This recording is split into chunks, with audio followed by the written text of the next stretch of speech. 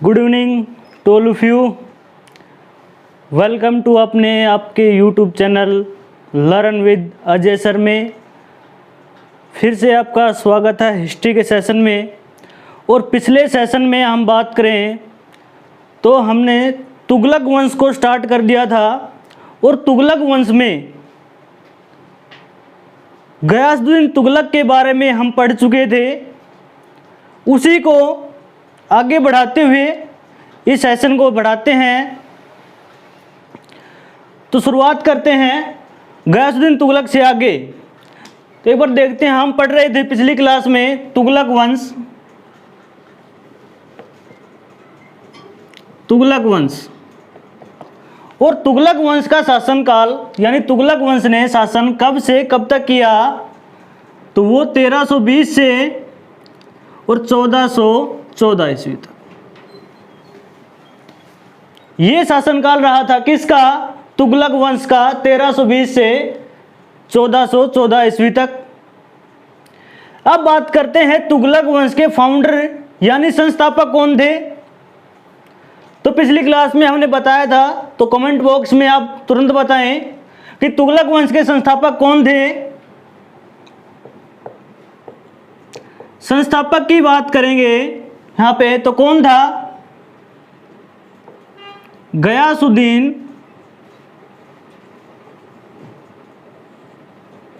तुगलक। ठीक है भाई, संस्थापक कौन थे? गयासुद्दीन तुगलक। और गयासुद्दीन तुगलक गद्दी पर कब बैठे थे? 1320 से। और कब तक शासन किया था इन्होंने? 1325 तक। 1325 तक शासन किया था। किसने? गयासुद्दीन तुगलक ने। और 1325 में इसकी मृत्यु हो जाती है। कहां पर? कमेंट बॉक्स में जल्दी बताएं कहां पर हुई है। पिछली क्लास में हमने आपको बताया था कहां पर हो गई थी? तुगलकाबाद में। ठीक है। और उसकी मृत्यु के बाद में इसका पुत्र कौन? जोना खां। इसका पुत्र कौन था? जोना खां।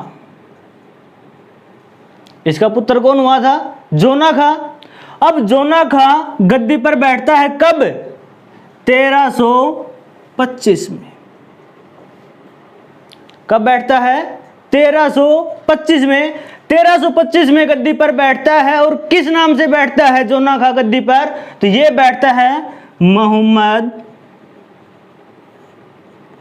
बिन तुगलक के नाम से। मोहम्मद बिन तुगलक के नाम से गद्दी पर बैठता है। कौन? जोना खां, जो किसका पुत्र था? गयासुद्दीन तुगलक का। कब बैठता है? 1325 में। 1325 से लेकर के कब तक शासन करता है ये 1325 से लेकर के और 1351 तक।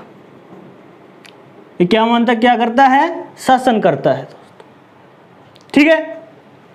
अब देखो, आज की क्लास में हमें पढ़ना ही किसके बारे में है? मोहम्मद बिन तुगलक के बारे में।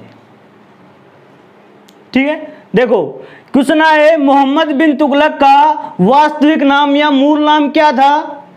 जोना खां। ठीक है। अब पूछ ले, मोहम्मद बिन तुगलक गद्दी पर कब बैठा? 1325 में। कब तक शासन किया? 1351 तक। ठीक। अब मोहम्मद बिन तुगलक का दोस्तों पूछता है, मोहम्मद बिन तुगलक ने अपना राज्याभिषेक मोहम्मद बिन तुगलक ने अपना राज्याभिषेक कहां पर करवाया? तो हम आपको बता दें, मोहम्मद बिन तुगलक ने अपना राज्याभिषेक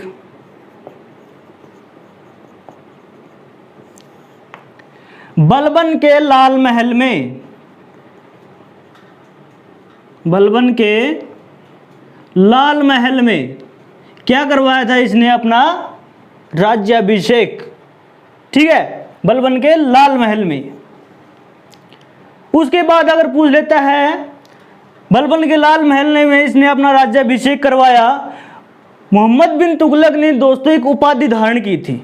कौन सी? इसने उपाधि धारण की उलुग खां की। किसकी? उलुग खां की। उलुग खां की उपाधि किसने धारण की थी? तो मोहम्मद बिन तुगलक ने। उलुग खां की उपाधि दोस्तों बलबन ने भी धारण की थी, और उलुग खां की उपाधि किसने भी धारण की थी? मोहम्मद बिन तुगलक ने भी। याद रखना है, अगर एग्जाम में पूछा जाए दोनों में से दोनों में से, बलबन में से या मोहम्मद बिन तुगलक में से, दोनों में एक ऑप्शन मिलेगा। ये हो नहीं सकता कि दोनों ऑप्शन मिले, दोनों ऑप्शन में मिलेंगे मोहम्मद बिन तुगलक भी और बलबन भी। ठीक है, जल्दी से इसका स्क्रीनशॉट ले सकते हैं।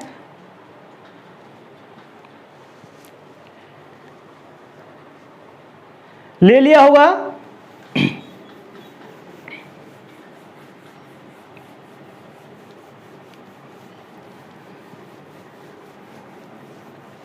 देखो, मोहम्मद बिन तुगलक,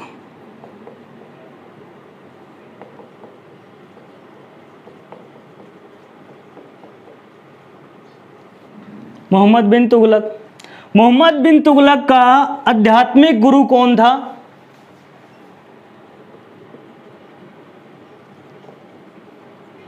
आध्यात्मिक गुरु वो कौन हुआ? तो हजरत निजामुद्दीन औलिया,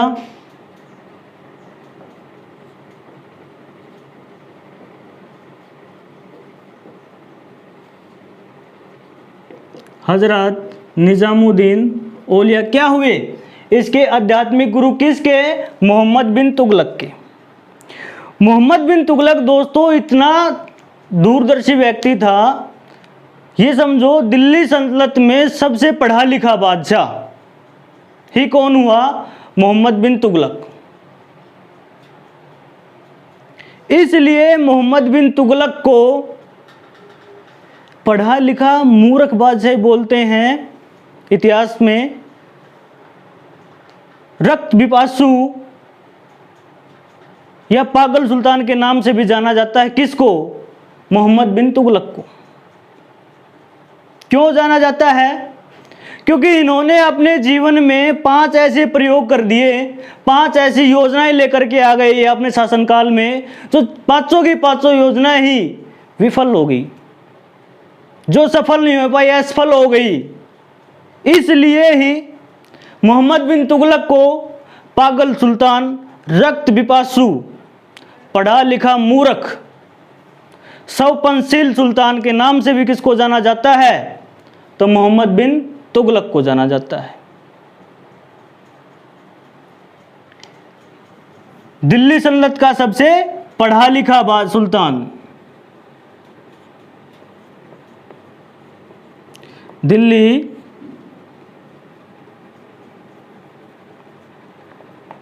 सल्तनत का सबसे पढ़ा लिखा सुल्तान है दोस्तों कौन? मोहम्मद बिन तुगलक। और मोहम्मद बिन तुगलक को इतिहास में किस नाम से जानते हैं हम? पागल सुल्तान के नाम से।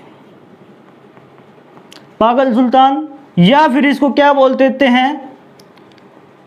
रक्त पिपासु,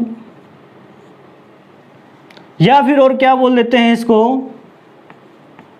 पढ़ा लिखा मूर्ख। किसको बोलते हैं? मोहम्मद बिन तुगलक को। क्यों? क्योंकि ये 5 ऐसी योजनाएं लेकर के आया था। मैं पहले भी जिक्र कर चुके हैं हम कि ये 5 ऐसी योजनाएं लेकर के आया था अपने शासनकाल में, जो पांचों की पांचों विफल हुई थी।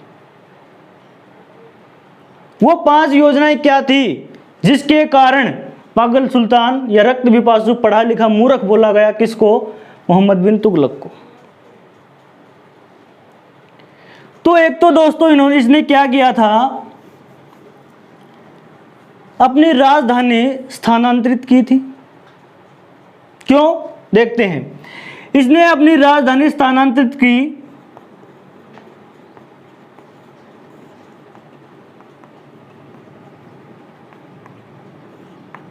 और राजधानी कहां से कहां ले गया? यानी दिल्ली से, और ये लेकर के चला गया कहां? देवगिरी, ठीक है, देवगिरी या फिर दौलताबाद, जो पड़ता है कहां पर, महाराष्ट्र में। अपनी राजधानी स्थानांतरित करने का कारण क्या था? देखिए दोस्तों, जब मोहम्मद बिन तुगलक दिल्ली में बैठ के शासन चला रहा था, उस समय क्या होता है, दक्षिण भारत में काफी आक्रमण होते थे। आक्रमण क्या होते थे, बार बार विद्रोह हो जाते थे। इन विद्रोह से काफी परेशान था कौन, मोहम्मद बिन तुगलक। और इन विद्रोह को दबाने के लिए इसे बार बार दिल्ली से चल करके दक्षिण भारत में जाना पड़ता था, जिससे काफी परेशान हो गया। तो इसने फैसला लिया कि भाई क्यों नहीं मैं राजधानी दिल्ली से, अब मैं दिल्ली से राजधानी देवगिरी लेके जाऊं, यानी महाराष्ट्र जो देवगिरी पड़ता है महाराष्ट्र में, वहां लेकर के जाऊं। वहां से मैं, मान लो देखो ये मध्य में हो गया, मतलब कि यहां से वो दक्षिण भारत में भी अच्छी तरह शासन कर सकता था और उत्तर भारत में भी, ठीक है। और ये दोस्तों इसने फैसला कर लिया था। रात को टीवी पर आता है, सोशल मीडिया पर डाल देता है कि भाई कल सुबह सभी को, बच्चे बूढ़े नर व नारी, सभी को चलना है दौलताबाद बारी बारी। आकर के बोल दिया, यानी सभी को ऐलान करवा दिया दिल्ली में कि भाई कल सुबह सभी को, बच्चे बूढ़े कोई भी हो, सभी को दिल्ली से चल करके देवगिरी पहुंचना है या दौलताबाद पहुंचना है।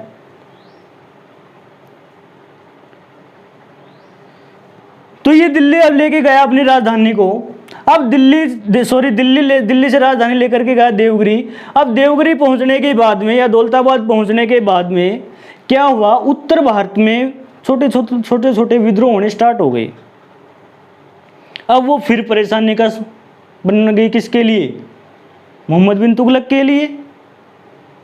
अब इसने फिर फैसला किया, भाई ऐसे तो पार यहाँ नहीं पड़ने वाली, तो क्यों ना फिर वापस दिल्ली चला जाए। फिर से दोस्तों ये फैसला करता है कि वे देवगिरी से वापसी फिर दिल्ली राजधानी लेके जाएंगे। और उसमें क्या होता है, आने जाने में गर्मी का टाइम था दोस्तों, रास्ते में पानी की प्यास लगी, कोई प्यास से मर गया, कोई धूप से मर गया, बहुत ज़्यादा गर्मी का टाइम था। जनता हताहत हो गई और शासक के प्रति, सुल्तान के प्रति नेगेटिव फैल गई कि पता नहीं कैसा मूर्ख इंसान है जो बार बार कभी दिल्ली लेके जाता है, कभी दौलताबाद लेकर के जाता है। तो एक तो ये इसकी परेशानी थी, इसकी विफल हो ये योजना भी, भाई दिल्ली से बार बार कभी दिल्ली लेके जा रहा है राजधानी को, कभी दौलताबाद लेकर के जा रहा है। इसकी जो ये योजना थी ये भी विफल हुई, ठीक है। और क्या था, यहां इसकी योजनाएं लिख देते हैं।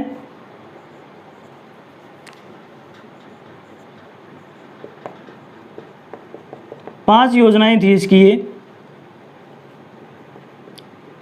असफल रही। राजधानी स्थानांतरित। दूसरा क्या हुआ दोस्तों, ये दिल्ली आकर के बैठ गया।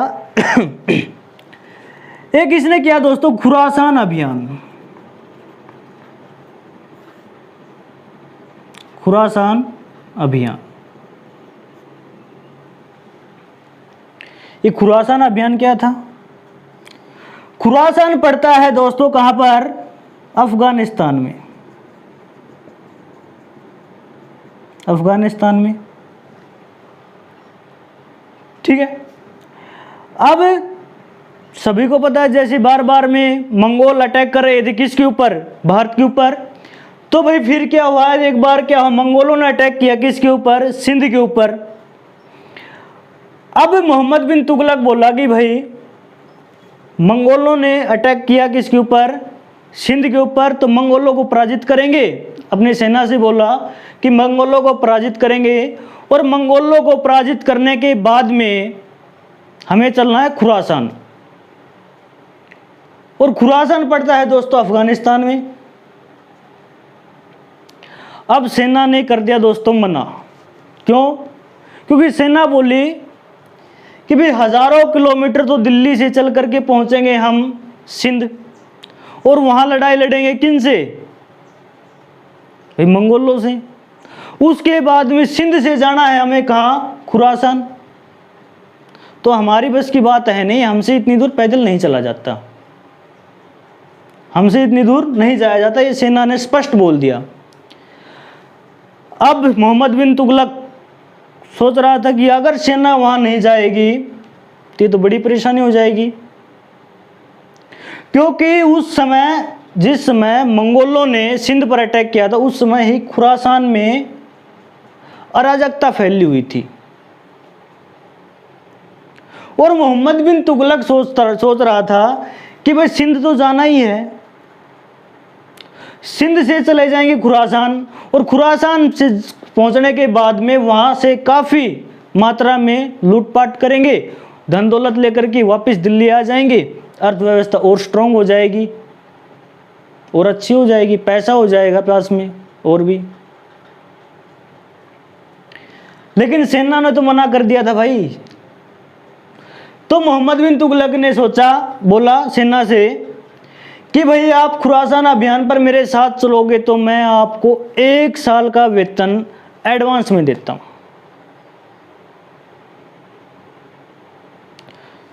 सभी सैनिकों ने राजी हो गए दोस्तों खुशी से कि भाई सुल्तान ने तो 1 साल का वेतन पहले ही दे दिया। सभी जाने के लिए तैयार हो गए, बोले ठीक है सर सुल्तान हम चलने को तैयार हैं।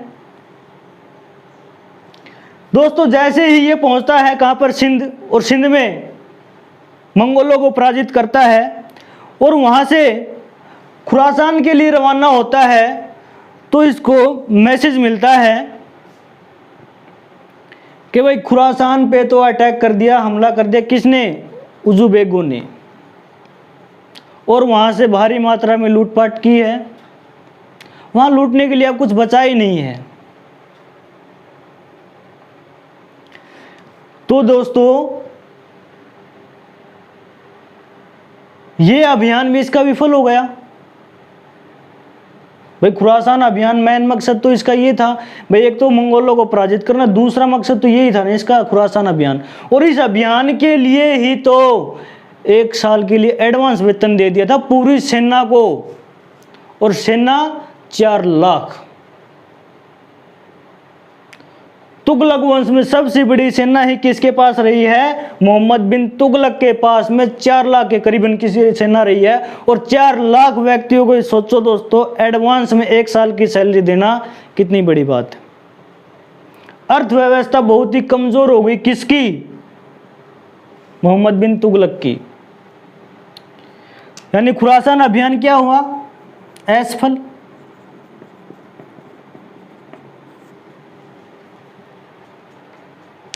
ठीक है, खुरासान अभियान असफल हुआ। तो एक योजना इसकी ये असफल होगी दोस्तों, खुरासान अभियान वाली। सेना को 1 साल के लिए एडवांस पैसा दे दिया, सेना वापस थोड़ी देगी। इसलिए ये असफल हुआ। जल्दी से इसका स्क्रीनशॉट ले लीजिए एक बार।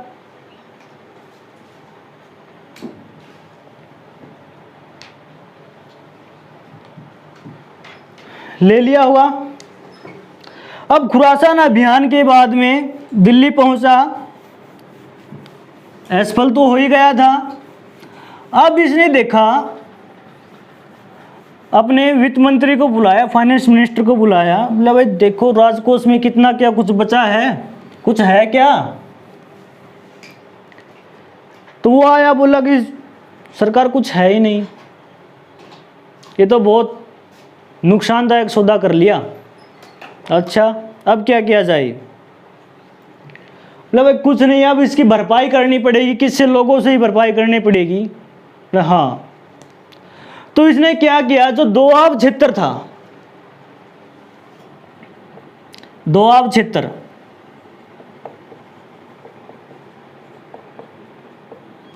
जो दोआब क्षेत्र था दोआब क्षेत्र के ऊपर दुगना जो किसान थे उनसे दुगना कर वसूलने का बता दिया। भाई जो दोआब क्षेत्र में जितने भी किसान हैं जो खेती करते हैं उन्होंने जो कर है वो 2 गुना देना पड़ेगा। 1/2 भाग कर दिया कर।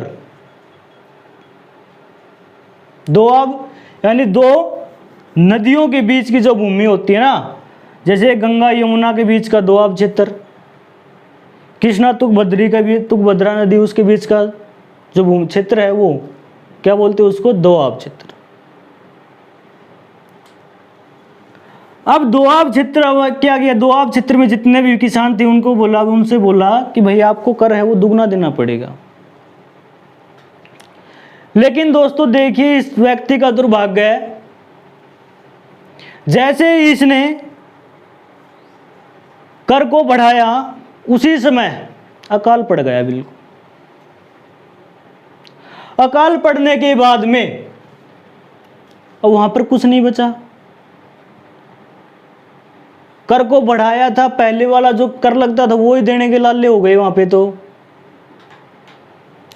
बढ़ा करके कर कैसे देते, ज्यादा कर कैसे देते। तो इसने दोस्तों पढ़ा लिखा तो था ही, इसने उस समय भी किसानों की सहायता की और तकावी ऋण दिया। दोस्तों 1 मिनट के लिए, दोआब क्षेत्र में कर वृद्धि,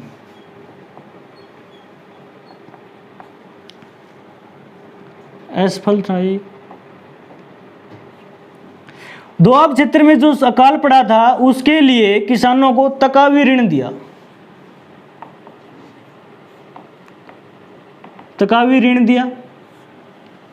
तकावी ऋण में दोस्तों किसी को क्या दिया जाता है, आज भी अगर आप है ना बात करोगे किसी से, मतलब जो भी आपके आसपास में जो 70+ एज के जो भी बूढ़े वृद्ध व्यक्ति मिलेंगे उनसे आप पूछ सकते हैं कि जी तकावी क्या होता था। वो भी आज के समय भी आपको बता देंगे, क्योंकि ये पीछे तक अभी ज़्यादा समय नहीं है, उसमें भी तकावी ऋण दिया जाता था। हरियाणा सरकार द्वारा भी तकावी ऋण दिया जाता था। तो देखो कहाँ हम बात कर रहे हैं, 1325 में मोहम्मद बिन तुगलक, और कहाँ हम बात कर रहे हैं स्वतंत्र भारत के बाद में भी तकावी ऋण दिया जाता था। तो तकावी ऋण दिया, लोगों को खाने के लिए अनाज दिया, पशुओं के लिए चारा वगैरह की व्यवस्था करवाई। तो इससे दोस्तों और नुकसान हुआ किसको, मोहम्मद बिन तुगलक को। तो दोआब क्षेत्र में कर वृद्धि भी इसके असफल रहा। अब इसने सोचा एक ऑप्शन और इसके पास था, सांकेतिक मुद्रा प्रणाली।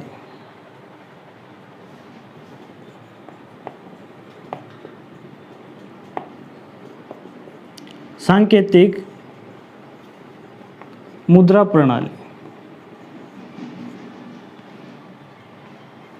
सांकेतिक मुद्रा प्रणाली, ये भी दोस्तों इसकी असफल रही। ये योजना भी इसकी असफल रही। कैसे, देखो उस समय चांदी की थोड़ी मांग थी, हमारे भारत में चांदी की थोड़ी मांग थी ज़्यादा ही, और चांदी कम होती है भारत में, और चांदी से ज़्यादा तांबा होता है। इसने एक प्लान बनाया कि क्यों नहीं हम टका जो चांदी का बनता था उसको बंद करके उसकी जगह तांबे की मुद्रा चला दें। बस सही है।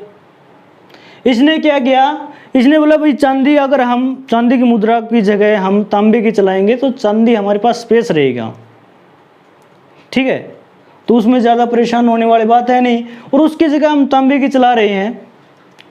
तो भाई रात को जैसे पीएम नरेंद्र मोदी आए थे वैसे ही ये भी आ गया टीवी पर फिर से, और जनता को बोला भाई कल से जो चांदी की टका है ना वो बंद है, उनकी जगह आप शाही टकसाल से क्या ले लें, भाई चांदी जो टका है उसको जमा करवा दी, उनकी जगह ले लें तांबे वाली मुद्रा, यानी भाई नई करेंसी ले लें। ठीक है। अब कुछ व्यक्तियों ने तो जिनके पास था पैसा, उन्होंने तो भाई वो चांदी वाले टका जमा करवा करके और तांबे वाली ले ली। लेकिन एक आपको बता दें, आपको समझाने के लिए, क्या हुआ इसका मतलब कि असफल होने का कारण क्या था ये मैं आपको बताऊं। तो जैसे एक व्यक्ति के पास में, मान लो कोई गरीब व्यक्ति था उस टाइम पर, उसके घर शादी का प्रोग्राम, अब लॉकडाउन की समस्या जैसे मान लो आज के समय, तो उसके पास में वो तांबे की एक मुद्रा थी। उसने देखा इसके ऊपर ना तो कोई राजशाही चिन्ह है, ना ही कोई मोहर है, कुछ भी नहीं है। इस प्रकार की मुद्रा तो हम घर में ही बना सकते हैं तांबे से। तो उसने क्या काम किया, उसने अपने घर में ही ऐसी बिल्कुल सेम मुद्रा बना ली, और ऐसी मुद्रा बना करके लेके गया बाजार में, और बाजार में देखा उसने भाई सामान जो भी खरीदा, चीनी चावल चाय पत्ती जो भी खरीदा, तो इसका रिजल्ट उसे ये मिला कि वो मुद्रा बढ़िया तरीके से बेझिझक ऐसे लोग ले रहे थे, तो उसको चलाने में उसको कोई प्रॉब्लम नहीं आई, कोई दिक्कत नहीं आई। तो वो घर आया और बड़ी खुशी से वो बोला कि भाई ऐसी ये मुद्रा तो हम घर पे आसानी से बना सकते हैं। तो उसने ढेरों मुद्राएं बना दी, बोरी भर भर के रख दी कमरे में। ये बात पता चली किसको, उसके पड़ोसी को, कि भाई इसको तो कल तक खाने के लिए दाने नहीं दे रहा, आज ये इसके पास इतना पैसा, इतना सामान कैसे। वो आया, उससे पूछा, बोले भाई क्या किया आपने, रातों रात इतने माला माल हो गए आप। वो बोला भाई कुछ नहीं, मैंने तो ऐसे ऐसे किया था, ये मुद्रा बनाई थी। तो बोला भाई ये मेरे को बनानी सिखा, वो उसने भी सिखा दी। तो ऐसे दोस्तों फैलता फैलता हर कोई बताते हैं कि दिल्ली में घरों के सामने मुद्रा के ढेर लग गए थे। जैसे तूड़ा के लगते हैं ना, तूड़ा के ऐसे ढेर लगा दिए लोगों ने मुद्रा के। अब लोगों ने, व्यापारियों ने ये मुद्रा लेनी बंद कर दी। ये बात पहुंची किसके पास में, मोहम्मद बिन तुगलक के पास। और मोहम्मद बिन तुगलक ने फैसला लिया, भाई इनको बंद करो, इस मुद्रा को शाही टकसाल में जमा करवा दो और उसकी जगह फिर से पुरानी मुद्रा ले लो भाई। तो जिन्होंने बनाई थी खुद घर में, यानी घर में ही अपने टकसाल बना ली थी, उनको तो काफ़ी लाभ हुआ। लेकिन घाटा किसके पास हुआ, मोहम्मद बिन तुगलक को। ठीक है। तो सांकेतिक मुद्रा भी इसकी विफल हो गई। उसके बाद में इसने क्या किया दोस्तों, ये गया दोस्तों एक कराचिल अभियान पर।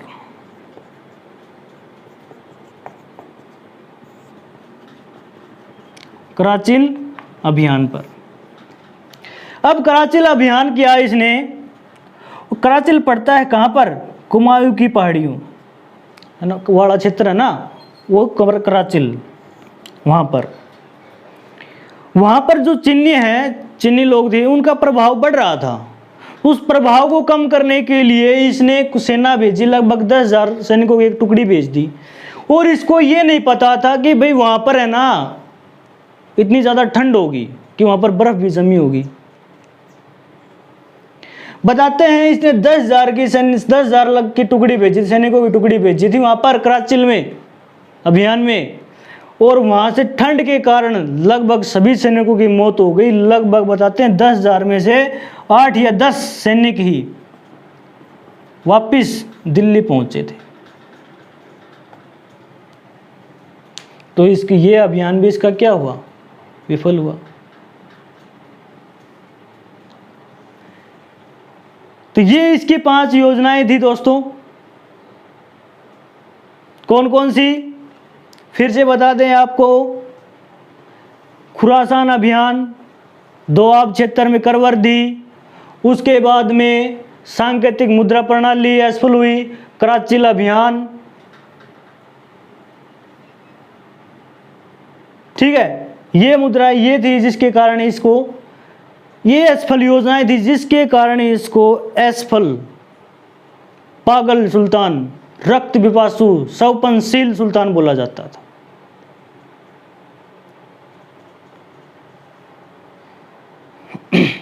जल्दी से इसका स्क्रीनशॉट ले लीजिए।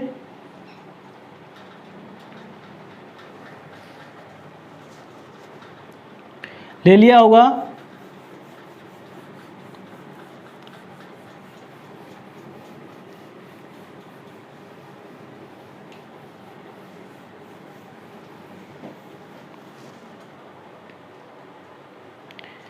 देखिए, तो ये इसकी जो 5 असफल योजनाएं थी, इसके कारण इसको पागल सुल्तान बोला जाता था। अगर बात करें मोहम्मद बिन तुगलक के बारे में और, तो 1333 में इसके दरबार में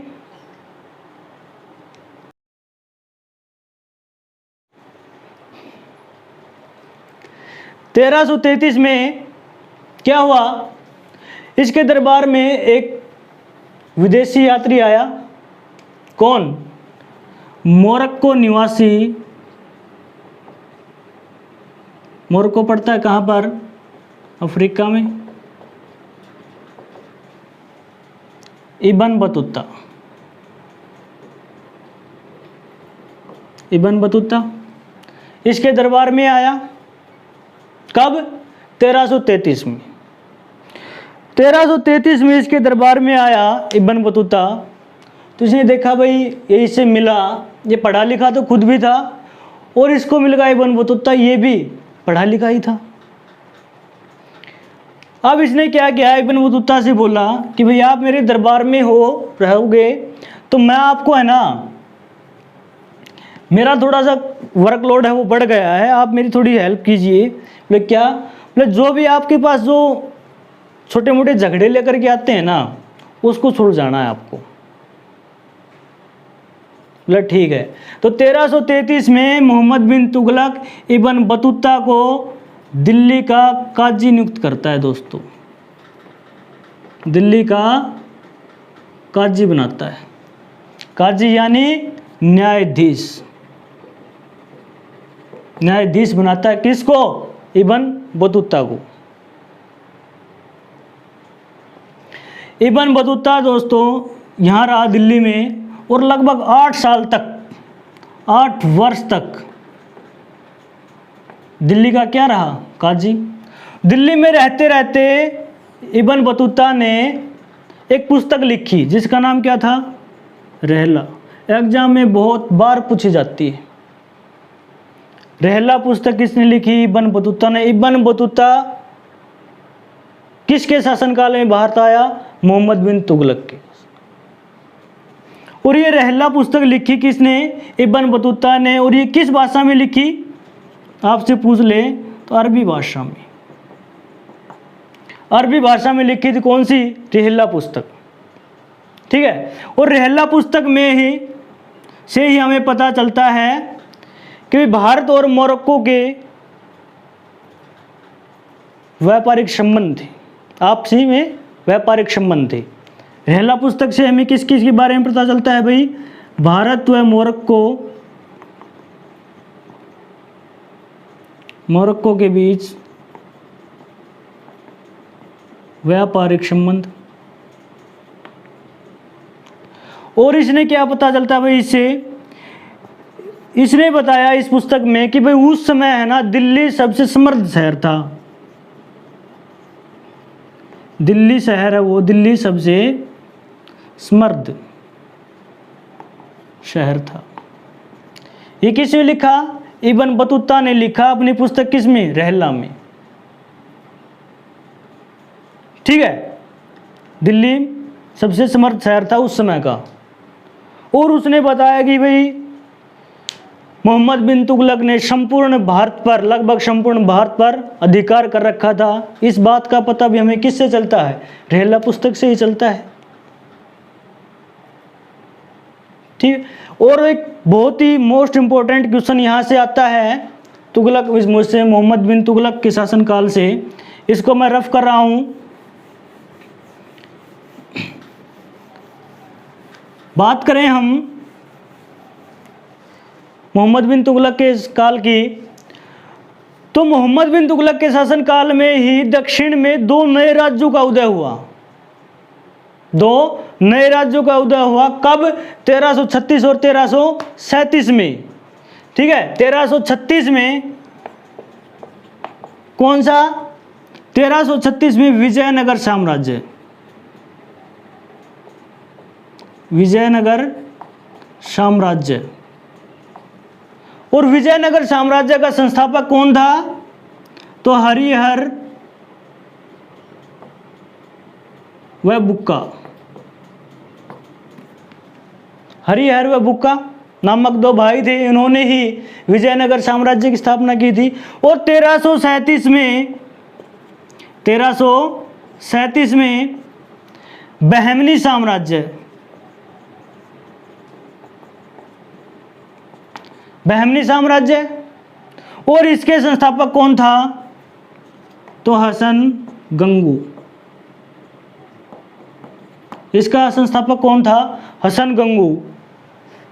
विजयनगर साम्राज्य का संस्थापक हरिहर व बुक्का, जिसकी स्थापना कब हुई? 1336 में। और 1337 में बात करें तो बहमनी साम्राज्य, जिसके संस्थापक कौन थे? हसन गंगू। ठीक है, बहुत बार क्वेश्चन पूछा जाता है दोस्तों, किस वंश में विजयनगर साम्राज्य बहमनी साम्राज्य का उदय हुआ? ठीक है, या स्थापना हुई, या फिर किसके शासनकाल में? अगर किस वंश के बारे में बात करेंगे तो तुगलक वंश में। अगर बात करें किस शासक के शासनकाल में, तो मोहम्मद बिन तुगलक के शासनकाल में। ठीक है, और बात करें इसके दरबार में 2 जैन गुरु रहते थे, जो 2 जैन गुरु रहते थे,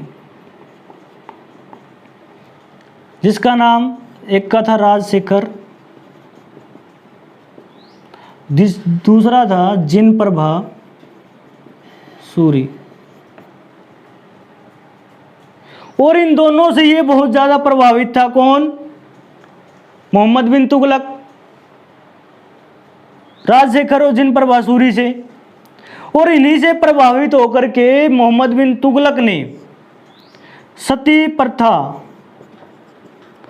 प्रथा पर प्रतिबंध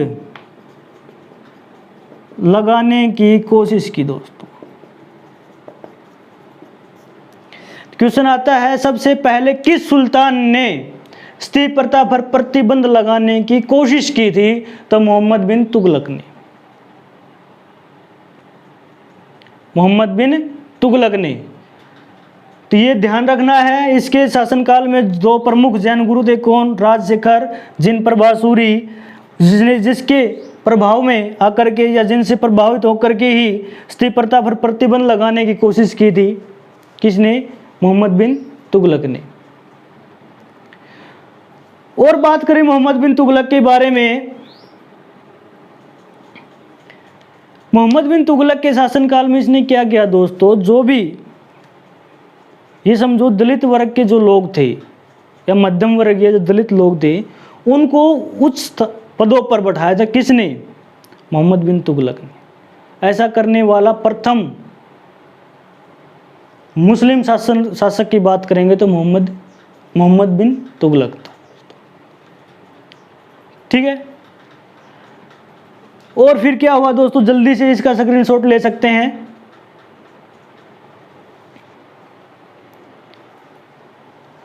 ले लिया होगा।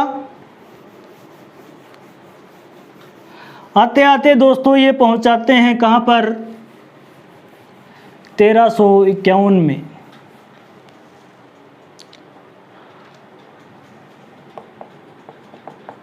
1351 में 1351 में क्या होता है दोस्तों? सिंध में एक जगह है थट्टा, सिंध में एक जगह है जिसका क्या नाम है? थट्टा। यहां पर क्या होता है? सिंध में एक विद्रोह हो जाता है और उस विद्रोह को दबाने के लिए मोहम्मद बिन तुगलक और उसका भाई फिरोज शाह तुगलक दोनों जाते हैं। और बीच रास्ते में ही तबीयत खराब होने के कारण मोहम्मद बिन तुगलक की मृत्यु हो जाती है दोस्तों। ठीक है, कब? 1351 में।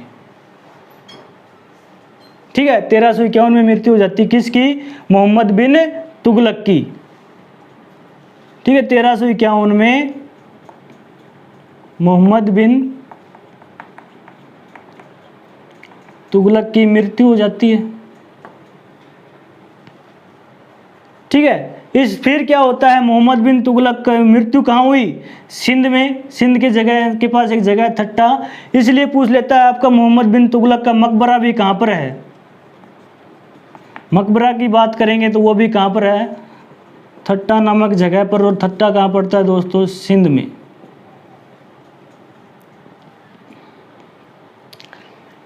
इसकी मृत्यु के बाद में एक इतिहासकार हुए हैं बदायूं, उन्होंने लिखा है कि भाई जनता को